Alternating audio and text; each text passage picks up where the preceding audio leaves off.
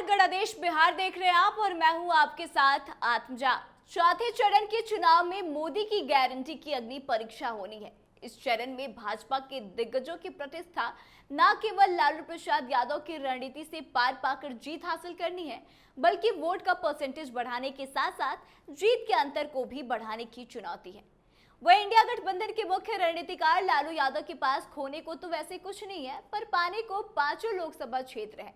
यही बड़ी वजह है कि कुछ सीटों पर थोड़ा लीक से हटकर तो कुछ पर अपने पुराने और विश्वसनीय उम्मीदवार को चुनावी रण में उतारकर लालू ने लोकसभा के बिसात पर जीत के समीकरण करने की कोशिश की है।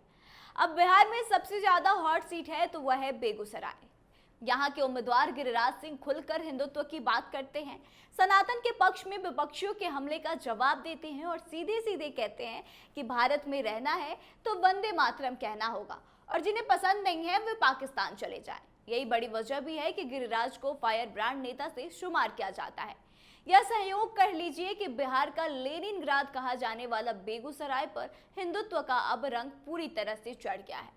लोकसभा चुनाव 2019 में बीजेपी के फायर ब्रांड नेता ने 4 लाख से भी ज्यादा मतों के अंतर से जीता। गिरिराज सिंह को जहां 6,91,093 मत मिला, वहीं सीपीआई के कन्हैया कुमार को 2,69,976 वोट मिले और यह मत वर्ष 2014 के लोकसभा चुनाव में भाजपा उम्मीदवार भोला सिंह के पाए गए वोटों से गिरिराज सिंह को 26.72% ज्यादा थे।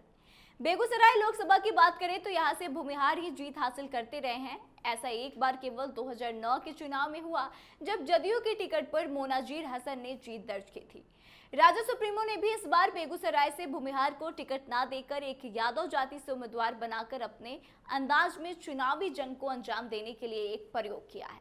अब उजियारपुर लोकसभा सीट की बात करें तो उजियारपुर लोकसभा चुनाव गृह राज्य मंत्री नित्यानंद राय के लिए काफी चुनौती भरा तो है ही, साथ ही साथ यह गृह मंत्री अमित शाह के लिए भी प्रतिष्ठा का प्रश्न बन गया है। एक जनसभा में गृह मंत्री अमित शाह ने यह कहा कि नित्यानंद राय मेरे मित्र हैं और इन्हें बहुत आगे ले जाना है। हालांकि उजियारपुर में भाजपा का प्रदर्शन बेहतर ही है। 2014 की लोकसभा चुनाव में भाजपा उम्मीदवार नित्यानंद राय को दिए गए वोट के कुल मतों का 36.95% मिला था।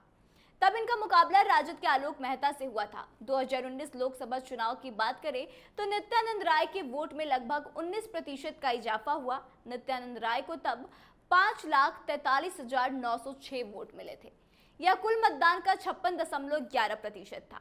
इस बार भाजपा के नित्यानंद राय का मुकाबला अपने पुराने प्रतिद्वंदी यानी कि आलोक मेहता से है। आलोक मेहता के साथ पिछले चुनाव से सकारात्मक पहलू यह है कि इस बार इनके गठबंधन में वाम दलों का सहयोग है। भाजपा के उम्मीदवार नित्यानंद राय का प्लस पॉइंट यह है कि पिछले चुनाव में इनकी टक्कर रालोसपा के उपेंद्र कुशवाहा से थी। तब उपेंद्र कुशवाहा को 2,66,028 वोट मिले थे। इस बार उपेंद्र कुशवाहा भाजपा के गठबंधन में शामिल हैं। नित्यानंद राय को उपेंद्र कुशवाहा का वोट इस बार ऐड हो सकता है। वहीं अब इसके बाद दरभंगा लोकसभा की बात करें तो दरभंगा लोकसभा से भाजपा को इस बार लगातार जीत का हैट्रिक बनाने की चुनौती है।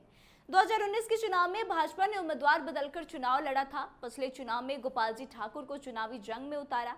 भाजपा के लिए यह निर्णय काफी ही अच्छा था। फायदा यह हुआ कि 2019 के लोकसभा वोटों में 22.61% का इजाफा हुआ था। 2014 में भाजपा प्रत्याशी कीर्ति आजाद को 37.98% वोट आए थे। वहीं 2019 में गोपाल जी ठाकुर को 60.79% वोट मिले।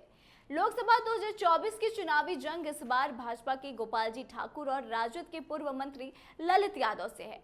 राजद सुप्रीमो पहले यहाँ की चुनावी जंग मुस्लिम उम्मीदवारों के जरिए लड़ा करते थे। पहले अली अशरफ फातमी तो 2019 में अब्दुल बारी सिद्दीकी को उतारकर यहाँ पर किस्मत आजमाया गया, पर मुस्लिम उम्मीदवार से मिली असफलता को देखते हुए राजद ने यादव जाति से पूर्व मंत्री ललित यादव को इस बार चुनावी मैदान में उतारा है। भाजपा ने इस बार अपनी सीटिंग सांसद पर ही भरोसा किया। बहरहाल इस बार दरभंगा लोकसभा चुनाव मोदी की गारंटी और राम लहर पर सवार है। ऐसे में लालू यादव का एमवाई और बाप समीकरण कितना सफल होता है यह तो चुनावी परिणाम के बाद ही पता चलेगा। लेकिन एक बात तो साफ है कि दोनों की यहाँ पे प्रतिष्ठा दांव पर है, भाजपा की प्रतिष्ठा दांव पर है, तो वहीं लालू यादव के लिए कुछ पाने का मौका है। तो आपको क्या लगता है कि इन तीनों सीटों में से किसको किन सीटों पर सफलता हासिल होगी? आप कमेंट करके अपनी राय जरूर बताएं। वीडियो अच्छी लगी हो तो शेयर करें और आगे के तमाम अपडेट्स के लिए बने रहे हमारे साथ। देखते रहेगा नदेश बिहार। धन्यवाद।